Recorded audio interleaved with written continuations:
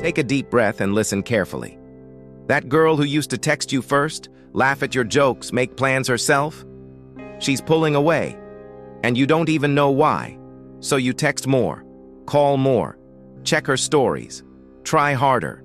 But here's the brutal truth nobody tells you. The more you chase, the more she runs.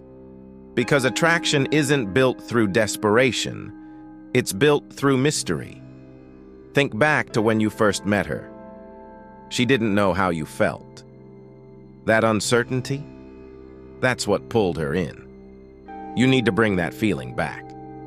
So here's what you do. Stop chasing. Disappear. Not out of anger, not for revenge, because you have better things to focus on.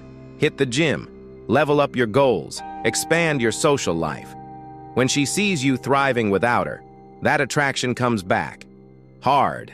And by the time she returns, you've already leveled up. Now she feels the need to win you back. Because a man who knows his value never chases. Become the man she regrets losing and watch everything shift.